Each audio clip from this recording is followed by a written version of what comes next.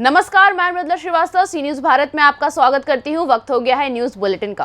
Bulletin में खबरों की शुरुआत करेंगे और जानेंगे कहां मिले प्लास्टिक बैग में जानवरों के अवशेष। आगे देखेंगे कहां हो रही है अवैध पटाखे विक्रेताओं पर कार्यवाही। इसी के साथ रुक करेंगे अगली खबर पर और जानेंगे कहां तेज बारिश के चलते मकान गिरने पर दी गई सहायता राशि। ऐसी ही तमाम खबरों पर आइए विस्तार से करते हैं चर्चा। बुलंदशहर के शिकारपुर कोतवाली क्षेत्र के अनूप शहर रोड पर कब्रिस्तान के निकट गहरे तालाब में जानवरों के अवशेषों से भरे कई प्लास्टिक बैग मिलने से सनसनी फैल गई है। सूचना के बाद घटनास्थल पर लोगों का जमावड़ा लग गया है, जबकि एसपी सिटी, एसडीएम, सीओ, तहसीलदार पालिका के ईओ समेत तमाम पुलिस और प्रशासनिक अधिकारी मौके पर पहुंचे और अवशेषों को पीएसी के गोताखोरों के द्वारा वोट से निकलवाया गया। इस दौरान बैग बाहर निकलवाने के लिए जेसीबी की मदद ली गई। वहीं सूचना पर भाजपा नेता और हिंदू संगठनों से जुड़े लोग भी मौके पर पहुंचे। उन्होंने आशंका जताई कि अवशेष गौवंश के हो सकते हैं, जबकि उन्होंने आरोप लगाया कि इलाके में बड़ी गौकशी की घटना को अंजाम दिया जा सकता है। मामले में एसपी सिटी सुरेंद्र नाथ तिवारी ने दावा किया कि तालाब के आसपास रहने वाले लोगों से पूछताछ की जा रही है और दोषियों पर कठोर कार्यवाही की जाएगी।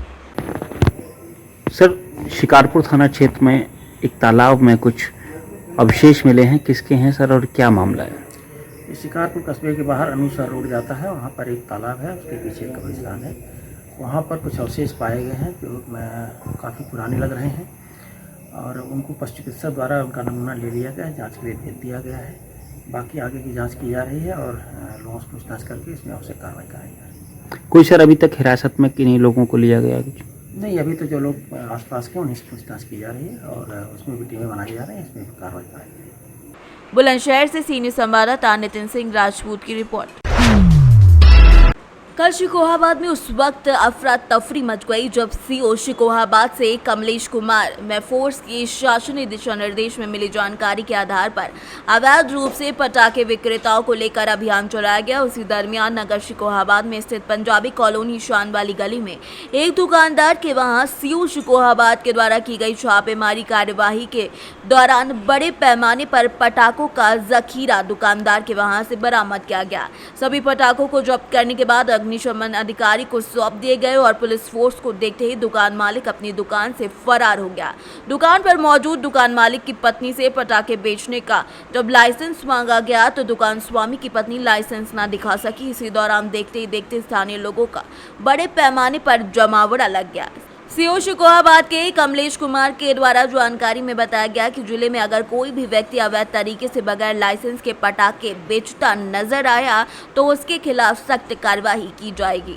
देखिए, दिवाली आ रही है, शासन स्तर पे ये निर्देश जारी किए गए हैं कि जो भी पटाखे वटाखे की दुकान है उनको चेक कर लिया जाए। इसी में सूचना मिली कि यहाँ जो पंजाबी कॉलोनी में है कोई मुरारी गुप्ता है, ये जो है पटाखे की पूरी दुकान लगा रखी है। आया गया तो इनके पास ना लाइसेंस है, ना इन्होंने लाइसेंस लिया है और ये पूरा रिहायशी इलाका है, छोटी गलियाँ हैं, इसके बीच इन्होंने पूरी दुकान खोली थी। तो सारा सामान सीज किया गया है। एफएसओ और थाना प्रभारी दोनों लोग आए थे और इसके बाद जो आगे जो भी है विधिक कार्रवाई इसी के हिसाब से की जाएगी। और साथ ही साथ पटाखे की दुकान लगाने वालों के लिए निर्देश है कि आप लाइसेंस प्राप्त करें तभी दुकान लगाएं और रिहायशी इलाकों में इस प्रकार का कोई भी बारूद पटाखे न रखें, जिससे कि दुर्घटना की संभावना रहती है। जिस तरह आपने कार्रवाई करी है, इसमें कोई आरोपी भी पकड़ा गया है क्या? देखिए, उसमें दुकान में बैठा हुआ एक लड़का था जो संचालन कर रहा था, उसको अभी हमने पकड़ा है, उससे पूछताछ की जाएगी कि एक्चुअली कौन चला रहा था इसके बारे में। बाकी आगे की विधिक कार्रवाई उसी के हिसाब से की जाएगी। फिरोजाबाद से सीनियर संवाददाता सन्नेश कुमार गुप्ता की रिपोर्ट। सिराली पुलिस के द्वारा बिना हेलमेट पहने दोपहिया वाहन चालकों पर चालानी कार्यवाही की गई और हेलमेट पहनकर वाहन चलाने की समझाइश दी गई।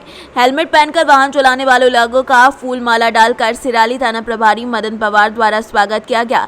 वाहन चेकिंग के दौरान 14 लोगों पर चालानी कार्यवाही की गई, जिसमें सबसे पहले सिराली नगर पालिका अध्यक्ष पति कैलाश अग्रवाल द्वारा हेलमेट नहीं पहने जाने पर उन पर चालानी कार्यवाही की गई। सर, आज पुलिस थाना सिराली अंतर्गत जो अभियान चलाया जा रहा है वो अभियान किस उद्देश्य से चलाया जा रहा है?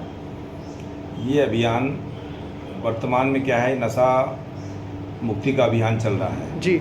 इसमें नशा मुक्ति अभियान के अंतर्गत हमारे पुलिस कप्तान श्री वरिष्ठ पुलिस अधीक्षक महोदय श्री मनीष कुमार अग्रवाल, अतिरिक्त पुलिस अधीक्षक महोदय एवं श्रीमान एसडीओपी महोदय खिड़किया के नेतृत्व में नशा मुक्ति अभियान चलाया जा रहा है। इसके अंतर्गत किसी भी प्रकार का मादक पदार्थ नशा नहीं करने के लिए सबसे पहले पुलिस स्टाफ को, जी। ग्राम रक्षा नगर रक्षा समिति को, जी। आम जनता को जी। ये संदेश दिया जा रहा है कि किसी भी प्रकार का नशा करना स्वयं के लिए एवं परिवार के लिए हानिकारक है। जी जो घटना दुर्घटनाएं अब इस समय कुछ ज़्यादा हो रही है, जी। इसी के मद्देनज़र सावधानी सुरक्षा को देखते हुए आम जनता को हेलमेट धारण कर 2 पहिया वाहन चलाने का भी अभियान चलाया जा रहा है। इस संबंध में भी आज दिनांक 12/10/22 को थाना सिराली में थाना स्टाफ, ग्राम नगर रक्षा समिति एवं ग्राम रक्षा समिति के सदस्य तथा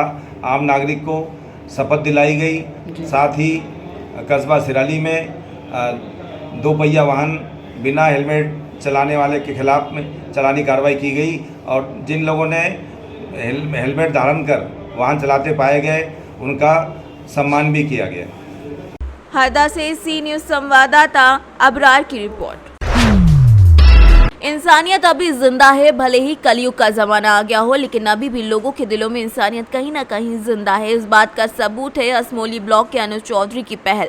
दरअसल आपको बता दें कि जनपद संभल के असमोली ब्लॉक के समाजसेवी अनुज चौधरी असमोली के गांव हरसिंहपुर पहुंचकर गांव के आशियाने की मदद के लिए 50,000 नगद दिए। इधर उन्होंने ऐलान किया कि असमोली विकास खंड में जो भी मकान गिरे हैं उनको आर्थिक मदद करेंगे। साथ ही उन्होंने साबित कर दिया कि इंसानियत अभी जिंदा है। अब्बास का मकान 3 दिन पहले तेज बारिश के चलते गिर गया था, जिसमें उसका काफी नुकसान हुआ था। इधर जब अनुज चौधरी को सूचना मिली तो तुरंत उन्होंने मन में तय कर लिया कि आशियाना उतरेगा उसकी छत के लिए काम करेंगे और आर्थिक मदद करने के लिए वो सिंहपुर गांव पहुंचे और उन्होंने अब्बास के परिवार को 50,000 की आर्थिक मदद की। ये अनुज चौधरी जी द्वारा जो आर्थिक मदद की गई है, आपको कैसा लग रहा है? बढ़िया, अच्छा लग गया, बहुत बढ़िया लगा जी। धन्यवाद, बहुत शुक्रिया। बहुत अच्छा करा, आगे जो भी कराया इन्होंने बहुत ही बढ़िया करा। गरीब आदमी की सहायता करना बहुत गरीब है, आम हुआ है। आपको कैसा लग रहा है? बढ़िया लग रहा है मेरे को। आप संतुष्ट हैं इस मदद से? बहुत बढ़िया, बहुत संतुष्ट है। मैंने अभी 2 दिन पहले पेपर में पढ़ा था कि हरसिंहपुर में एक गरीब व्यक्ति का मकान गिर गया, तो इसके लिए हरसिंहपुर में जैसे हमारा ब्लॉक है असमोली, और असमोली में मैं ज़्यादा सक्रिय हूँ यहाँ पे, तो असमोली ब्लॉक में मेरे में जितने भी गरीबों के घर गिरे होंगे वो हर गरीब के लिए मेरी तरफ से 50,000 की आर्थिक मदद रहेगी। और उसी को लेकर मैं आज पहली बार यहाँ हरसिंहपुर गांव में आ गया हूँ। बाकी और भी जो गांव हैं उनमें भी मुझे जाना है। परिजनों को जो आर्थिक मदद, जी देखो, अगर किसी की हम सहायता करेंगे उसे अच्छा ही लगेगा, तो अच्छा लगा है और उसी से हमें खुशी मिलती है। संभल से सीनियर संवाददाता जगतपाल सिंह की रिपोर्ट। खबर यूपी के बलिया से है, जहाँ जगदेवा गांव में बीते दिनों सैकड़ों ग्रामीणों ने पूर्व प्रधान के नेतृत्व में बैरिया तहसील में जाकर जमकर धरना प्रदर्शन किया और जिलाधिकारी को पत्र सौंपकर कोटे की दुकान निलंबित करने की मांग करते हुए कोटेदार पर भ्रष्टाचार और अनाज बेचने का आरोप लगा दिया। जिसके बाद जगदेवा गांव से फिर सैकड़ों कार्ड धारकों ने बैरिया एसडीएम को पत्र सौंपकर कोटेदार पर नियमानुसार राशन वितरण करने का पत्र सौंपा। हालांकि इस मामले को लेकर कोटेदार के पुत्र मनीष सिंह ने राजनीतिक द्वेष और कहा कि वे लोग राजनीति कर रहे हैं। चुनावी रंजिश को लेकर जितने लोग धरना प्रदर्शन कर रहे हैं उनमें से एक भी उनके यहाँ कार्ड धारक नहीं है। वो लोग बार बार उन्हें प्रताड़ित और उनके ऊपर दबाव बना रहे थे, जिसको लेकर उन्होंने बीते दिनों अधिकारियों को पत्र सौंपकर न्याय की गुहार लगाई है। ये सारा आरोप गलत है। जो भी हमारे ऊपर लगाया गया आरोप है वो गलत है, निराधार है। हमारे यहाँ एक कोटे की दुकान है, सुशीला देवी के नाम से थी, जो उतिल यादव पूर्व प्रधान थे। वो अपने प्रधानी के पीरियड में कराए थे, गलत तरीके से कराए थे, जो कि वो धांधली इतना करते थे कि उनका दिसंबर माह में 2021 में सस्पेंड हुआ। मार्च 2022 में 31 मार्च को उनका निरस्त हो गया। हमारे ऊपर अटैचमेंट था, इस वजह से उनको लग रहा है कि ये इन्हीं के द्वारा ये कराया गया है। जो भी थे प्रकरण है वो इन्हीं के द्वारा निरस्त मेरा कराया गया है, डीएम से कह के या जो भी हो। तो उसी के चलते हमारे ऊपर 31 मार्च के पहले कोई आवेदन नहीं था। 31 मार्च के बाद से लगातार इन्होंने तरह तरह के मेरे ऊपर आवेदन दिलवाना शुरू कर दिया, जो कि अपने भाई पटीदार हैं, जो कह रहे हैं उनके बहन के नाम से लाल कार्ड है, उनके घर में 4-5 लाल कार्ड है, सफ़ेद कार्ड है, जो उन्हीं लोगों के द्वारा हमारे ऊपर शिकायत कराया जा रहा है। नहीं करने पर ये हमारे ऊपर पैसा देने के लिए आरोप कह रहे थे कि पैसा दो तब दुकान चलाने देंगे। पैसा हमने नहीं दिया, इसलिए हम पर तरह तरह के आरोप लगवा रहे हैं, धरना दिलवा रहे हैं, जो धरना देने वाले व्यक्ति हैं वो हमारे एक भी कार्डधारक नहीं है। जो हमारे यहाँ से उपभोक्ता हैं वो शिकायत मेरा नहीं कर रहे हैं। जो हमारे यहाँ से नहीं लेते हैं, 2-4 उपभोक्ता हैं भी, तो वो दूसरी जगह से पोर्टेबिलिटी के आधार पर राशन उठाते हैं, वो हमारे यहाँ से राशन नहीं उठाते हैं। तो मेरे यहाँ शिकायत करने का कोई औचित्य नहीं है। थे लोग रानीगंज में ऐसे व्यापार करते हैं, वो भी ले जाते हैं 2-4 मुनाफा करने के लिए कि कम उपभोक्ता को दे के हम ज़्यादा मुनाफा कमा लें, तो ले जाते हैं और बेचते हैं। उसी को पकड़ के, और उसका ऑडियो भी हमारे पास है, जो कि पूर्व प्रधान रामजी यादव का भाई है, जो सुशीला देवी का देवर है, वो कह रहा है ऑडियो में, उसमें स्पष्ट है कि गाड़ी वाले से बोल रहा है कि तुम अपने ड्राइवर से कहो कि खदान प्रदीप सिंह का है, नहीं तो हम तुमको नहीं छोड़ेंगे। उसका ऑडियो हम सारे जगह भेज चुके हैं। प्रधान का भी चुनाव हुआ तो वो उतिल यादव भी चुनाव लड़ा था, उसको भी हम वोट नहीं किए, हम सत्यन यादव के साथ थे। तो इस वजह से भी हमारा विरोध कर रहा है। और 2-4 हम नहीं गए थे, हमारे कार्डधारक हमारे थी में कि हमारे दुकानदार के साथ गलत हो रहा है, इसलिए 100 कार्डधारक हमारे गए थे तहसील में। एसडीएम साहब को पत्रक भी दिए हैं कि अगर हमारे कोटेदार के खिलाफ कोई भी कार्रवाई होती है तो हम आगे भी जाने के लिए बाध्य हैं। वो और हम भी डीएम के यहाँ भी अपना पत्रक दे चुके हैं, एसडीएम साहब के यहाँ भी दे चुके हैं कि हमारे ऊपर गलत आरोप लगा के हमको प्रताड़ित किया जा रहा है, मानसिक और आर्थिक रूप से हमको प्रताड़ित किया जा रहा है। बलिया से सीनियर संवाददाता आनंद दुबे की रिपोर्ट। भले ही प्रदेश में योगी सरकार भ्रष्टाचार के खिलाफ काम कर रही हो, लेकिन राजधानी से सटा हुआ हरदोई जिले में भ्रष्टाचार चरम पर है। यहां मौजूद अधिकारी कागजों पर विकास दौड़ते हुए नजर आ रहे हैं। ताजा मामला सांडी कस्बे के मोहल्ला खगड़िया के सामने आया है, जहां पर नाली और सड़क निर्माण में घटिया सामग्री का प्रयोग किया जा रहा है, लेकिन जिम्मेदार अधिकारियों ने कमीशन खोरी के चलते जिम्मेदार अधिकारियों ने इस और संज्ञान नहीं लिया। ईओ रविशंकर शुक्ल ने बताया कि मामले की जाँच कराकर विधिवत कार्यवाही की जाएगी।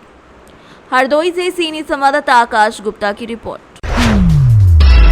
गुरसराय तहसील गोरौठा झांसी में श्रीमद् भागवत कथा के चौथे दिन कृष्ण जन्म की कथा सुनाई गई। गुरसराय के तालाब माता मंदिर पर चल रही श्री भागवत कथा के चौथे दिन पंडाल में ब्रज मंडल का वातावरण बन गया। भगवान के जन्म पर श्रोताओं ने जमकर नृत्य किया। कथा व्यास द्वारा चौथे दिवस कथा का श्रवण कराते हुए सबसे पहले कहा गया कि भगवान का ध्यान लगाने में सबसे पहले आसन को जीतना चाहिए, उसके बाद पूरक कुंभक रेचक की विधि से प्राणायाम के द्वारा भगवान का ध्यान लगाना चाहिए।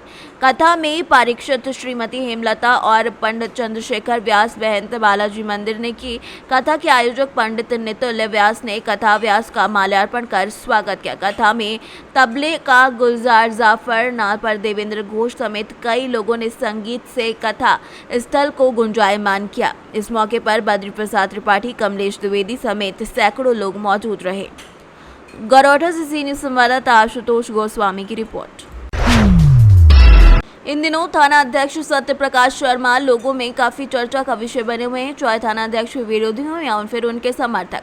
बता दें कि जिला झांसी के थाना समथर में पदस्थ थाना अध्यक्ष सत्य प्रकाश शर्मा ने बहुत ही कम दिनों में अपने कार्यों को लेकर लोगों के दिलों पर राज कर लिया है। इसी सिलसिले में एक बार फिर से थाना अध्यक्ष द्वारा ऐसा काम किया गया है जो लोग मन में चर्चा का विषय बना चुके हैं। जी हाँ, समथर क्षेत्र में गाँव बेलमा कला के 76 वर्षीय निवासी प्रभु दयाल अपनी जमीन पर कब्जे को लेकर कई दिनों से पीड़ित से परेशान थे, लेकिन जबकि उनके पुत्र अलग रहते हैं। इससे प्रभु दयाल को इस उम्र में काफी समस्याएं आ रही थी। जब प्रभु दयाल को थाना अध्यक्ष के कार्य के बारे में पता चला तो वो भी अपनी समस्या को लेकर थाना अध्यक्ष के पास पहुंचे, जहां थाना अध्यक्ष द्वारा बड़े ही सम्मान के साथ उनको बैठाकर उनकी समस्या जानी और वृद्ध व्यक्ति को खाना भी खिलाया। जिसके बाद वृद्ध व्यक्ति के पास पैसे न होने के कारण थाना अध्यक्ष स्वयं उनके गांव तक उनको छोड़ने गए और कब्जाधारियों को एक समय सीमा भी दे डाली, जिसके द्वारा लोगों को थाना अध्यक्ष के कार्य की प्रशंसा काफी भा रही है।